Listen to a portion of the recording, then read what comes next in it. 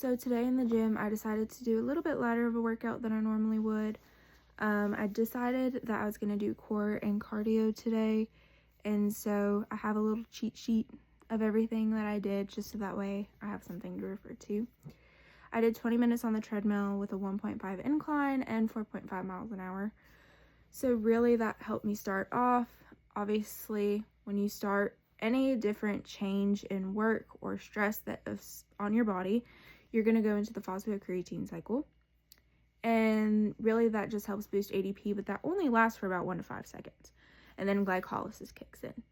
And glycolysis will start burning carbs, so glucose, and then you can turn around and get into oxidative phosphorylation when your body is used to that, which is just aerobic metabolism. And each time that you go through a different exercise, or if you have a rest break, of course, you're going to go back into that cycle because your body is now having to adjust to the stress. I decided to do some light core today. I did dead bugs, bird dogs, mountain climbers, and planks.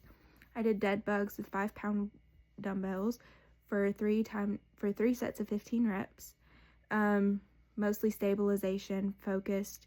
So again, not a super high RER today, just nice light little workout, just get blood pumping. Bird dogs, I did 2 sets of 12 for those. Mountain climbers, I did 2 sets of 15 for those. And then planks, I did 3 by 1 minute. Normally I would do mountain climbers for a time, but today I decided not to. And then I just did a lot of lower extremity and upper extremity strengthening to really set me up for my workouts tomorrow and Saturday. And that's really what I did in the gym today. So tonight in the gym, I did back and bis. I started out with some dynamic band stretching, making sure that I really warm up my rotator cuffs. I've struggled with dislocating my joints before, so really making sure that those are warmed up and ready for some exercise is super important. I did some interval running on the treadmill. I did 5 minutes walking, 5 minutes running, 5 minutes walking, and then another 5 minutes running, just so that way I get my body warmed up, blood pumping. I decided to do bench press to start out just because that's such a heavy compound movement. And I did 4 sets of 6 reps. I did bicep curls after that at the cable column, and I did 3 sets of 8. I then did tricep extensions at the same cable column, and I did 3 sets of 8 of those. I did face pulls next. I did 3 sets of 12. I really like face pulls because they get into the upper lats and really in between my scapulas. And then I did bent over rows at the Smith machine.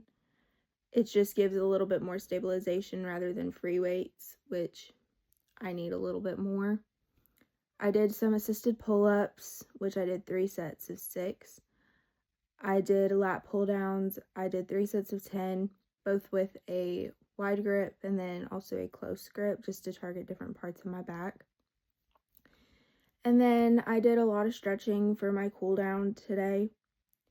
I made sure that I really got into my deltoid and my lats and my biceps and triceps, just to really make sure that I'm not losing any range of motion. So I ended up really just trying to make sure that I got a pretty good workout.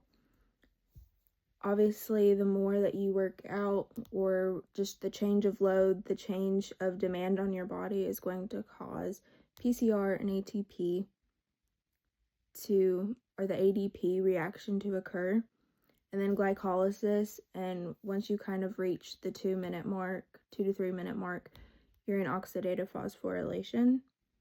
But with a lot of these weightlifting compound movements, you're using mostly glycolysis just because you're mostly doing shorter bouts of the exercises. You could get into oxidative phosphorylation if you're doing more endurance training, but strength training, you tend to use the faster, more powerful ATP sites. However, oxidative phosphorylation is going to really be your powerhouse. It just takes more time to kick in.